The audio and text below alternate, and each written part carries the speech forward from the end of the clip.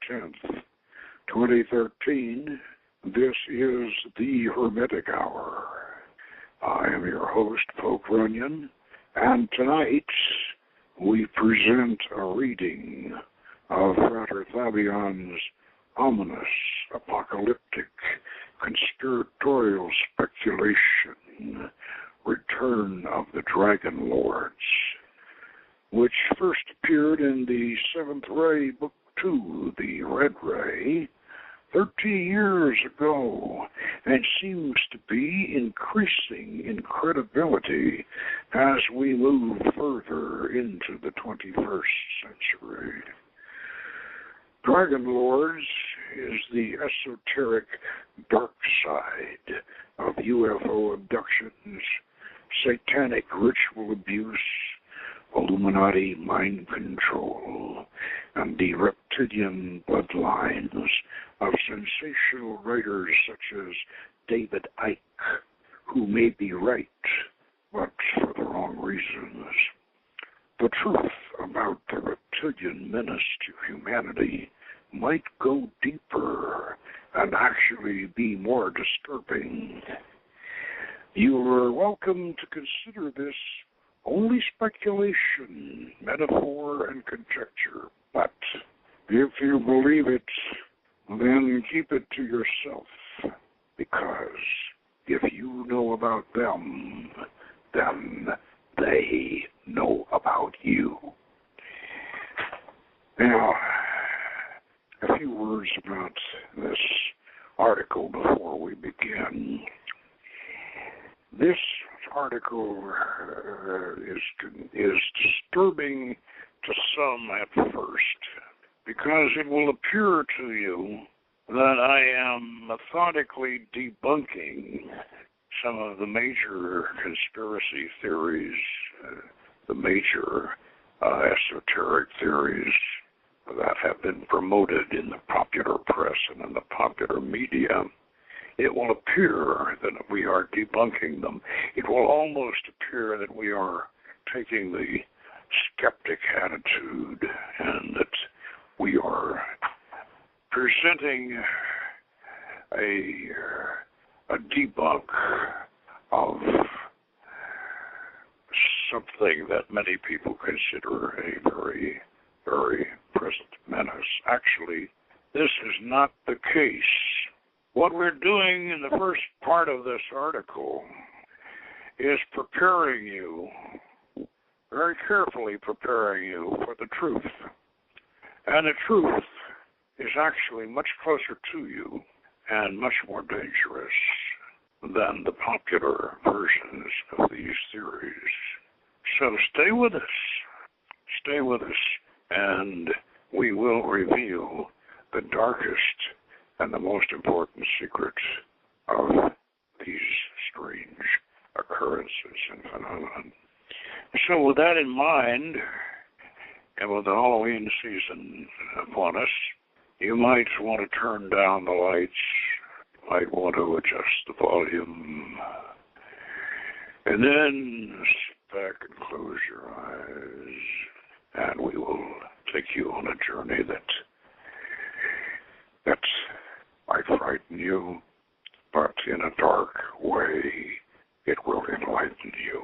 And so, page 69 of the Red Ray, the Seventh Ray of 13 years ago, begins thus. This article will change your perceptions of what you thought you knew regarding the inner plane history, purpose, and destiny of the human race.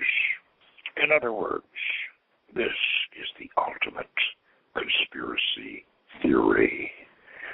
Return of the Dragon Lords by Frater Fabian.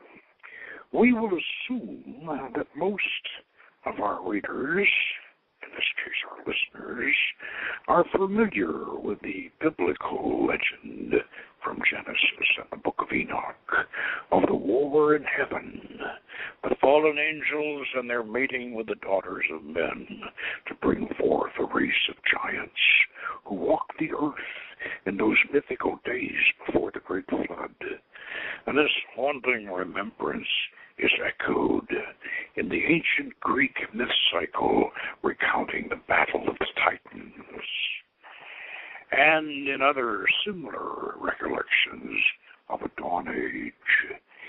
In those prehistoric times, gods descended to earth, mated with mortals, and sired mighty heroes to struggle against supernatural and often superintelligent reptilian monsters.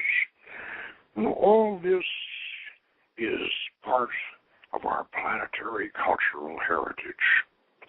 In recent years, numerous writers have capitalized on the unending fascination we have for these archetypal myth themes by recasting them in modern dress, starting with Richard Shaver's antediluvian cavern-dwelling Darrows in the late 1940s.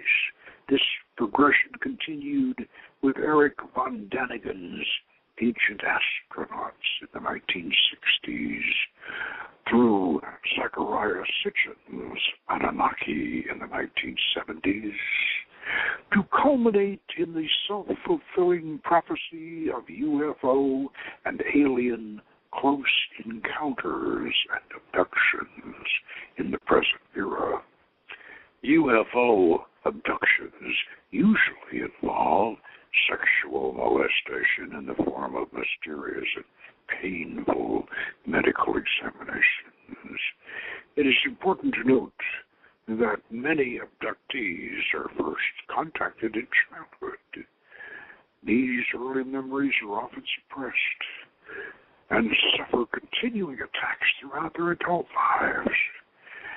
Closely paralleling this extraterrestrial onslaught on a darker terrestrial side is the Rosemary's Baby syndrome of satanic ritual abuse, wherein thousands of distraught women reported recovering suppressed memories of horrific childhood experiences suffered at the hands of a vast and powerful underground satanic cult network. Prominently featured in these recollections is the breeding theme, wherein the victim recalls having been ritually raped to produce a child for human sacrifice. These widespread accounts are remarkably similar and just as remarkably lacking in physical evidence.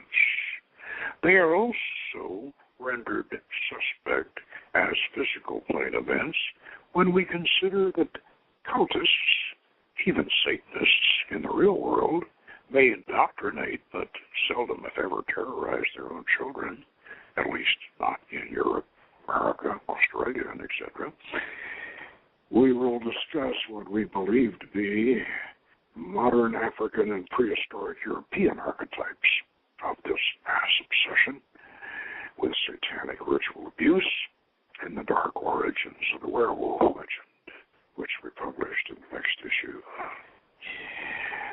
At the outset of this discussion, let me make it clear that I am not challenging the essential validity of these alien abductions and satanic ritual abuse experiences. Far from it. However, the traumatic intensity and wide-ranging manifestation of these phenomena is more the case in point. The here and now physical reality of these contacts and conspiracies is not an issue we need to prove or disprove in this article. Suffice to say that there is very little support for their actual corporate existence in the present social milieu. Conversely, their presence on the inner spiritual planes and their ever-increasing influence on our outer physical world is becoming more and more apparent to those of us perceptive enough to look behind the veil of reality for intrinsic and even sentient causative agents.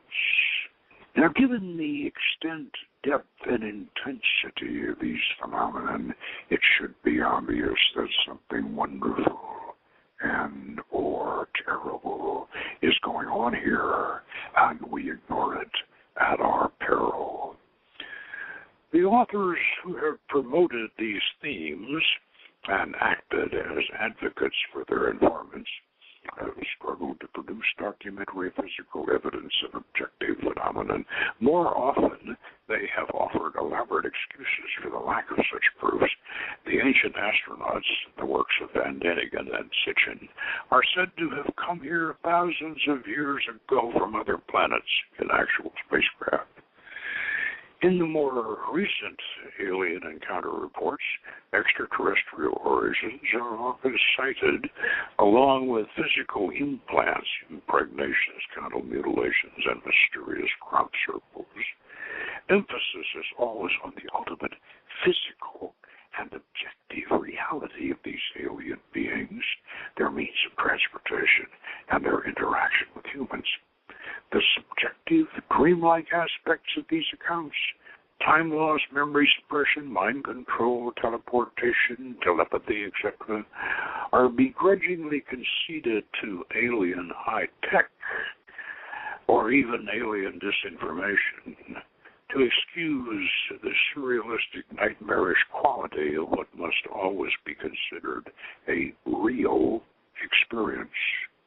Now, because if it isn't an objective, physical, ultimately photographable and audio recordable reality, then the contactee is hallucinating and obviously must be insane. At least by the standards we use to judge sanity. Our Western European Cartesian anti-psychic prejudice, an obsolete inheritance from the age of reason, has separated our imagination from measurable reality.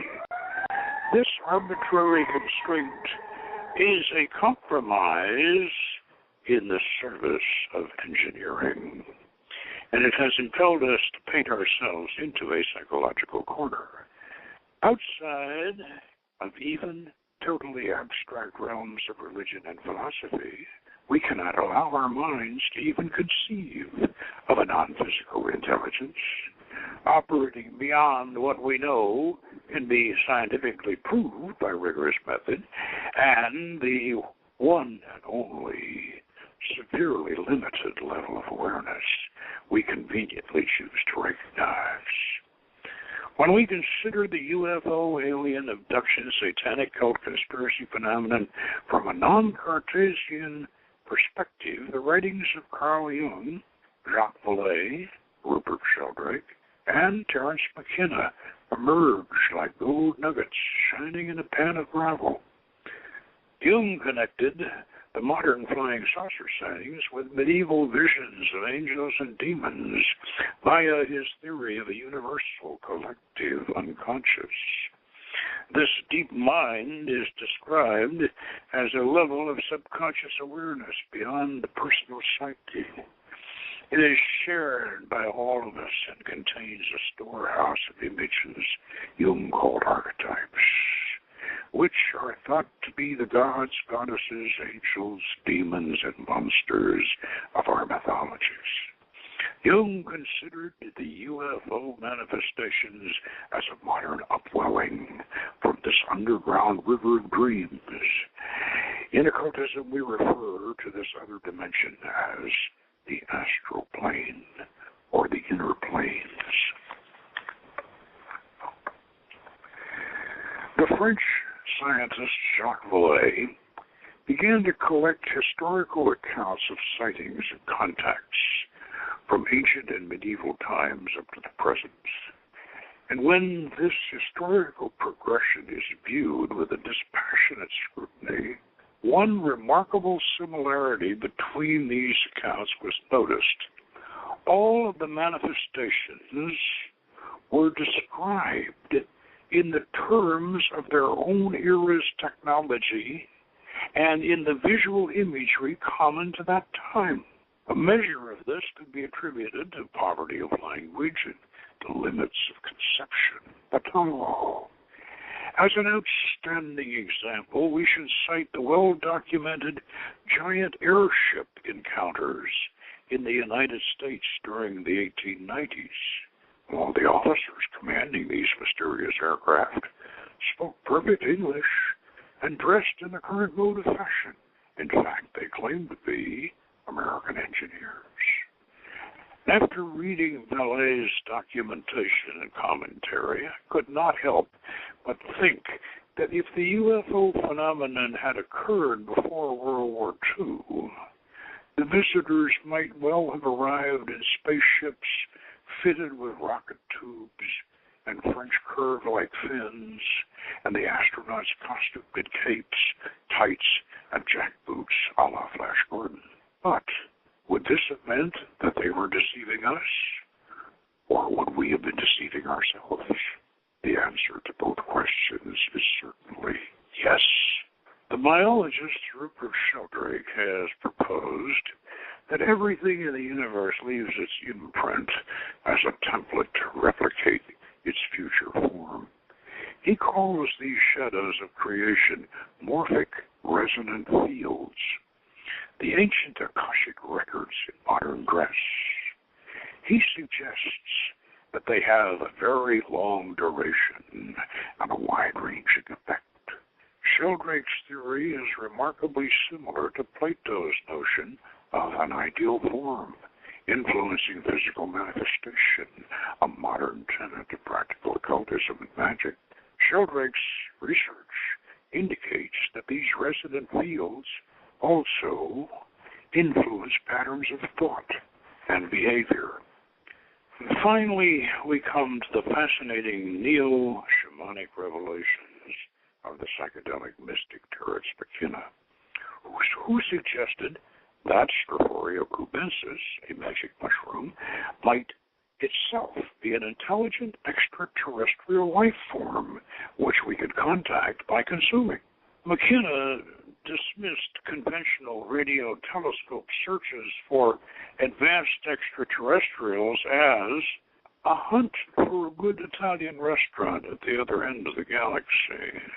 Most important to our argument, McKenna stated that we are all coming to the end of history. Time is compressing. The myth-theme tracks are merging. Age-old memories are surfacing.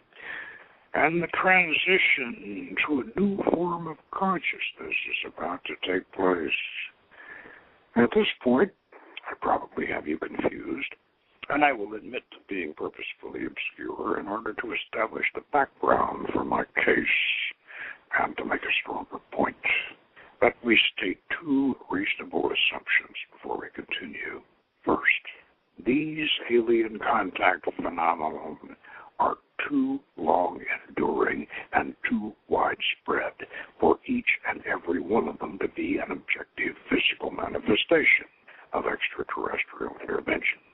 Most of these occurrences must therefore be subjective reflections or perhaps memories of actual events is second, and conversely, they are too long enduring and too widespread to be disregarded as clinical psychic aberrations.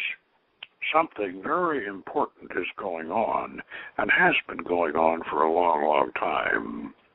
In some ways marvelous, in other ways terrifying. The clues to this mystery are all right in front of us, right inside us. But because it is so close, we insist on ignoring the obvious. In his 19th century Faustian drama, Manfred, Lord Byron gave us the clearest explanation of the origin and nature of our extraterrestrial demonic heritage when he penned these frightening lines. The seventh spirit, the star which rules thy destiny, was ruled ere earth began by me. It was a world as fresh as air revolved round sun and air. Its course was free and regular, space bosomed not a lovelier star. The hour arrived, and it became a wandering mass of shapeless flame, a pathless comet and a curse The menace of the universe, still rolling on with innate force, without a sphere, without a course. A bright deformity on high, the monster of the upper sky, and thou, beneath its influence born, thou worm, whom I obey with scorn, forced by a power which is not thine, and wed thee but to make thee mine, for this brief moment to descend, where these weak spirits round thee bend, and parley with a thing like thee. What wouldst thou, child of clay, with me? The late Richard S. Shaver was deeply affected by these verses, but he failed to grasp their full significance. A planet inhabited by intelligent beings had been destroyed by a cosmic catastrophe, leaving a litter of debris between Mars and Jupiter, the asteroid belt. Sitchin appropriately dubbed this lost planet Tiamat, after the ancient Sumerian serpent mother, who had been dismembered by the god Marduk. In Byron's version, Satan, the disembodied ruler of this long-dead world, is conjured in a vision by Manfred the magician. Schaeffer, the total materialist, could not accept such a non-physical survival. Shaver's gods and demons, as well as Sitchin's, traveled by spaceship. Shaver's editor, Ray Palmer, who was an occultist who founded Fate magazine, suggested to Shaver that his evil subterranean tarots and angelic extraterrestrial tarots were inner plane realities, not gross physical beings, but Shaver insisted that they were real in a mundane physical sense. I've been in the caves, he declared. Actually, the caves Shaver had explored were what contemporary diabolist Kenneth Grant calls the tunnels of Set, a network of subjective catacombs underlying the equally subjective paths of the Tree of Life. Shaver's compulsion to deny what seems to be an obvious implication, obvious at least to Lord Byron, further obscured the menace he was trying to uncover. He absolutely insisted that his revelations were directly objective experiences rather than indirectly subjective visions.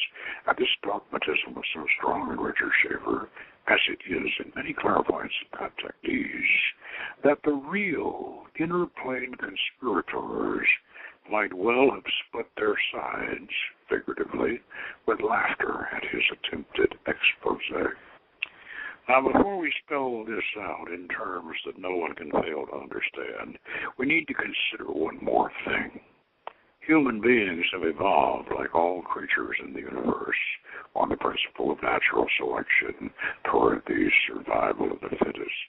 Art, music, literature, and the love of beauty for its own sake have no practical purpose in this scheme. They are attributes of a different environment, and development, and evolvement, a divine inspiration and activity of the soul.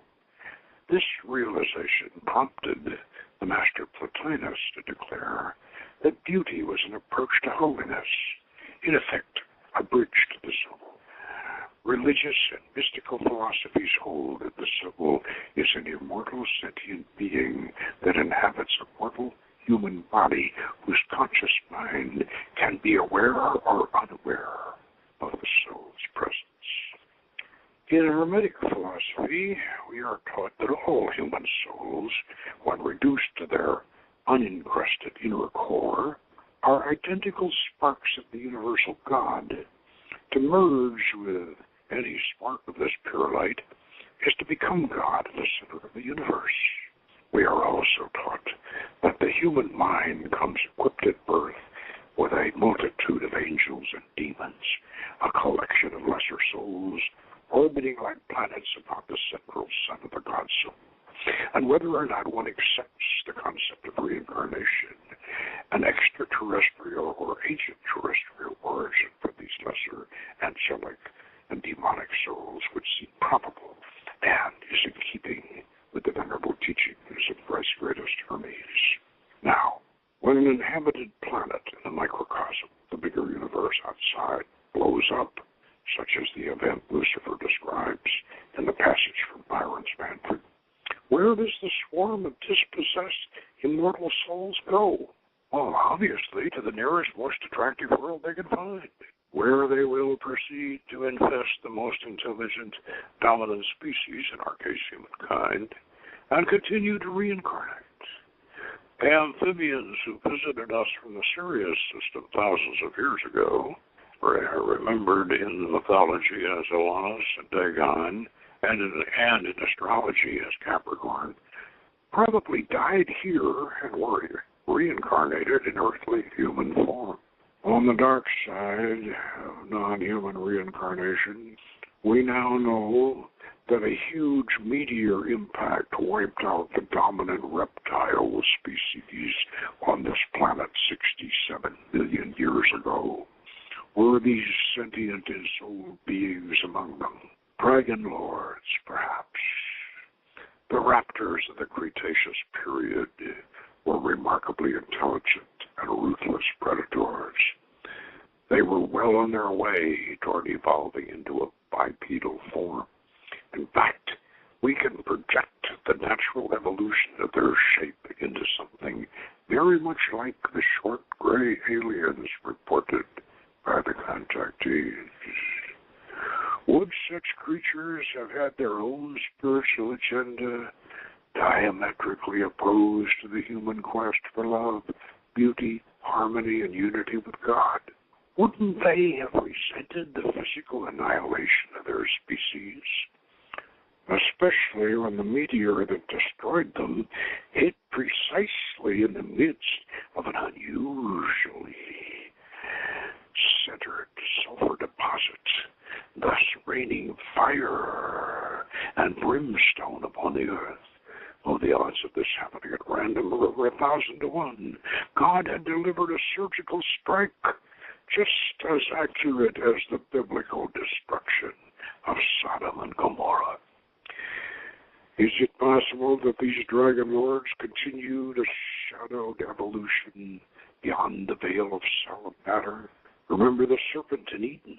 And if these draconians had survived as astral beings, would they not seek to conquer us from within?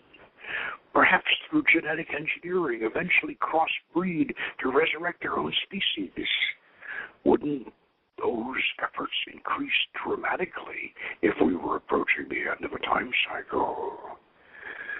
For just a moment, let us consider the numerous clues to this menace embedded in our myths, folklore, and popular literature. There is no physical historical reason for modern Northern Europeans to remember dragons, or medieval Europeans to remember dragons, or Dark Age Europeans to remember dragons. Why do we carry such all-pervading ancestral fear of cold-blooded, non-human, super-intelligent, evil reptilian creatures? Why are we so fascinated with the nightmarish fantasies of H.P. Lovecraft, which so often involve the crossbreeding of humans with extraterrestrial and extra-dimensional monsters? Because perhaps they are a warning that the old ones really are lurking within us, or, as Lovecraft himself put it, the old ones are, the old ones were, and the old ones shall be, not in the spaces we know, but between them. Living on like secret parasites in the minds of individual human beings, reptilian souls. And you should recall that the human fetus evolves through a reptilian phase.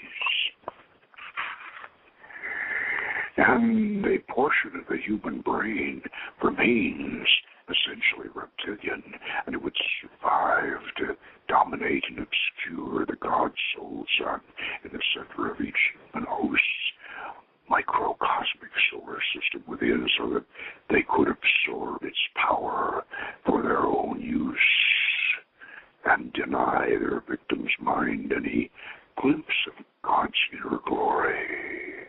But the draconians our only interplane enemies? Let us not forget the lycanthropes. The Human Leopard Society was still practicing its awful rites in Africa as late as the 1960s.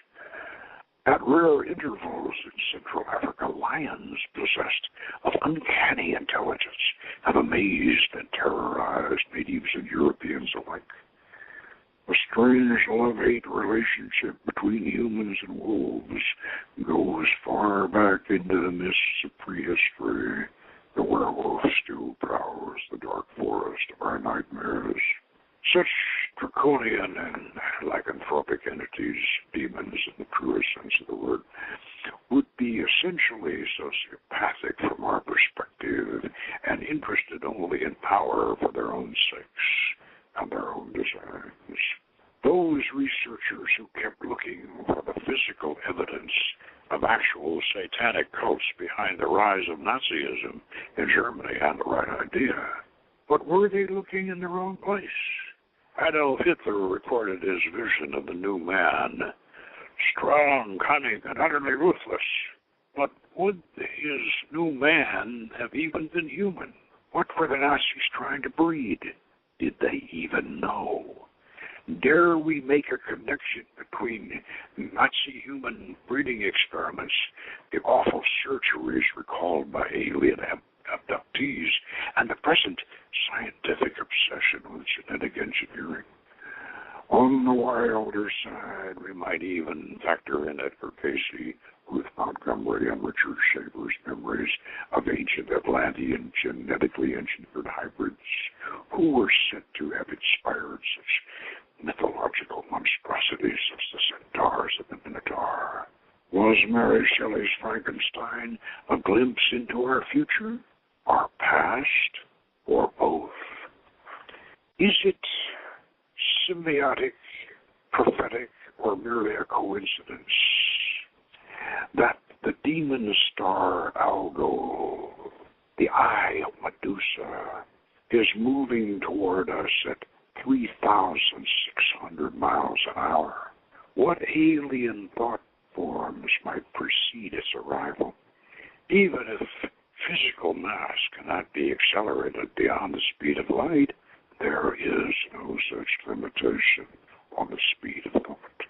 If we concede that such demons exist in all of us, is it not surprising that they should rise up in mass and take possession of whole groups, cultures, and even nations when fear, injustice, prejudice, and hatred open the door for them? When these conditions are met, darkness descends and terror rules the night. In Nazi Germany, Stalin's Soviet Union, in Pol Pot's Cambodia, currently in the Balkans and the Middle East. And what about the prosperous little town of Salem, Massachusetts, 300 years ago? And Wenatchee, Washington today, and in both cases I'm referring to the accusers, not the accused, as demon-possessed. Sometimes the demons open the door without being formally invited. For example, consider the recent epidemics of apparently unmotivated schoolyard or workplace shooting incidents in American middle-class communities perpetrated by people who were not members of gangs, users of drugs, or even juvenile delinquents. Such anomalies are a strong indication of a transpersonal connection linking and perhaps even directing individual demonic phenomenon. As a case in point, the perverse timing of the Littleton, Colorado incident coming right before a crucial vote on right-to-carry legislation in the Colorado State Legislature would indicate a methodical chess game agenda more abstract than what could have been conceived by Columbine's high school emotion-driven trench-coat mafia teenage killers. And at this point in our discussion, the question of an outer world organization with a command structure, assets, and capabilities must be dealt with. Am I afraid in this case we are, and that we must seriously challenge some firmly held misconceptions. We must reject the concept of a consciously directed outer world conspiratorial network. Unfortunately, there is no Cosa Nostra for demons that the FBI can infiltrate. And conversely, demons certainly influence Cosa Nostra and sometimes the FBI.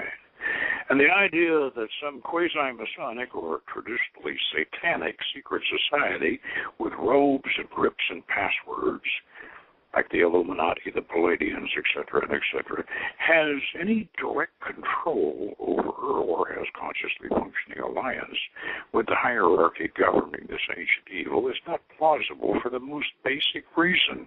It is unnecessary. An outer world group professing such an evil alliance, even secretly, would be useful to the demonic hierarchy only as a diversion, a scapegoat, and it is much more effective and profitable for them to promote their evil designs in the name of God, of science, of the state, the race, or the public good.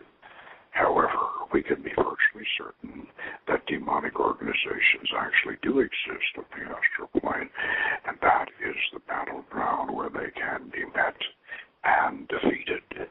And trying to combat them on the physical plane is like treating the symptoms without curing the disease. In actual fact, our outer world has been ruled for the past 300 years by a few hundred very wealthy families. These people owe their primary loyalty to their relatives and their offspring. They do not jeopardize their family fortunes at the command of any religion, nation, or philosophy.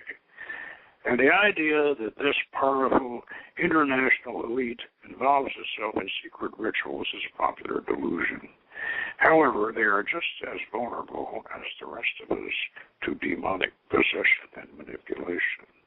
And because of their power and influence, they are much more lucrative targets for the draconians, the extraterrestrials, and the lycanthropes, lurking in that vast collective intelligence we call the universal mind.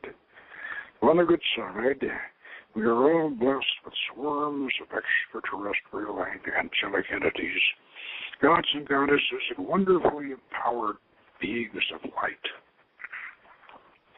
who live on within our own personal microcosm and in the macrocosmic deeps of the space beyond. And in many cases, they are quite literally our guardian angels.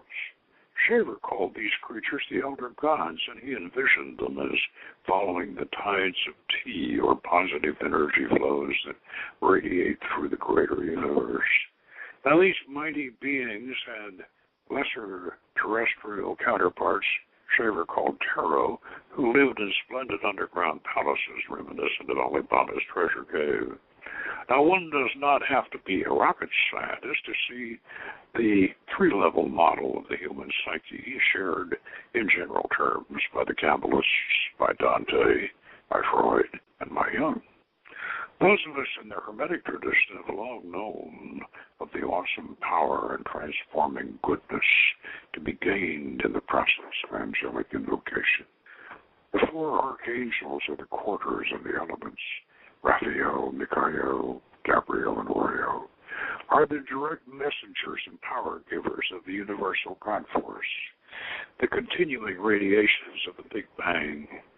One does not have to enslave the mind to a Judeo-Christian doctrine in order to partake of this transformative energy. All great religions have a measure of the truth, and as the saying goes, all paths up the mountain converge as we near the summit. Shaver's visions, seen through a glass darkly, are a useful but far from perfect analog to describe the history, structure, development, and intentions of our angelic mentors and demonic infiltrators. We should also view Sitchin's revelations, the Urantia book, and even the writings of the Venerable Swedenborg as personal interpretations. Esoteric students intent on the truth should go back to the original source material, the Bible, the Book of Enoch, Sumerian and Greek mythology. and the teachings of Hermes Trismegistus to establish their own personal connection. Spiritual warriors, ceremonial magicians of the Solomonic tradition should make alliance with angelic powers, acquire first-hand knowledge from the ancient gods and goddesses, and then directly control elemental spirits and master the demons themselves. At this point, let me strongly enjoin the reader against any tendency to assume that these extraterrestrial, ancient terrestrial, and subterranean entities, angelic, demonic, and elemental, are merely separate, discrete, and inert data files stored back in an individual's memory, either racial memory via DNA or through previous incarnation or both. It is becoming ever more obvious, even to the uninitiated, that they are active and creative intelligences, interpersonally connected, and directed by their own hierarchies following their own agendas. If Charles McKenna is correct, and we are approaching the end of history, the culmination of our age, and a transit point into a new phase of existence, then it follows that time itself is compressing, spiraling inward, bringing the memories, hopes, glories, and terrors of the ages together in a final denouement where the prose description falls short of evoking such conception. I will attempt to define it in verse. The secret of time. Time is a dust devil in the desert of eternity, sucking up the sand grains of our souls from the last imploding gyre, whirling them out the boundaries of the spatial cube, then contracting like a spinning top to an upper vanishing point from which a succeeding gyre shall somewhere be born. Thoughts of the apocalypse, visions of heaven and hell, and all the allegories of mythology rise in rushing splendor as the spiral tightens toward the end. And I will make bold to suggest that as we approach the climax of this historical cycle, we will see more physical manifestations, visitations, miracles, and monstrosities generated by the acceleration and compression of time, the veil between what is remembered or imagined and what we call physical reality. It flutters torn and tattered in the rising wind of a mighty psychic storm. Each individual human being is granted the opportunity to find God, the soul, within and merge his or her purified consciousness with the immortal, omnipresent, and supremely sentient being, in the lowest, most practical sense, a lifeboat to carry us to the shore of the next world island.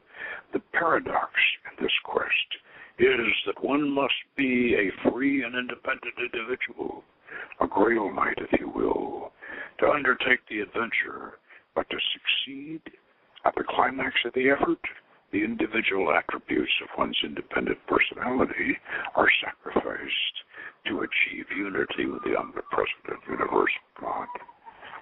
I suspect that it will be at this final juncture, both in the inner world of the personal microcosm and the outer world of the macrocosm, that the demons will fight the hardest to capture the glowing jewels within us. Certain of these reptilian, lycanthropic, and vampiric souls may have already attained their own discarded level of godlike unity, a dark shadow god, reminiscent of Abraham Merritt's Kraken, prematurely created when their species was destroyed. These minions of the dark god dwelling within us might capture our own seed of divine essence and suck the god energy like vampires. Their method would be to keep the soul obscured and encrusted with baser animal desires of selfish vanities, so that none of the immortal light would shine through, and the human host would never realize what precious gift he or she carried within. Perhaps if It has always been so for each of us. But now, as the greater spiral of time tightens in a whirlpool, sucking us all toward doom or glory, we might expect an even greater conflict and a more marvelous reward. Considering the implications of what we have discussed above, regular angelic invocation and the attainment of knowledge and conversation with one's holy guardian angel, and the perfection of the inner body of light would seem to be a good investment. We call it the great work. And that concludes Seventh Ray's version of Return of the Dragon Lords. Now, once again, I mentioned that this is from the Seventh Ray, Book 2, The Red Ray, which you can find on Amazon. And if you want to have the full script of the article that I just read tonight, along with the chapter of Adam's Quest, which dramatizes the same theme. And in that same issue, we also have new tarot trips for an 11-sphere tree of life. And on the humorous side, we have Secrets of the World's Worst Writers. That's a satire on Arthur Edward Waite. And then Nazi Bimbos and the Sword of Siegfried, which is sent up on Nazi spook books, which you would enjoy. So, go on Amazon and get the Red Ray, because you may need to read this in text to grasp it. Listening to it may be perhaps a little too rich and hypnotic or whatever. But next week, going along with the Halloween season, next week we'll have another piece that will hopefully thrill you and chill you. And until then, pleasant dreams and good magic.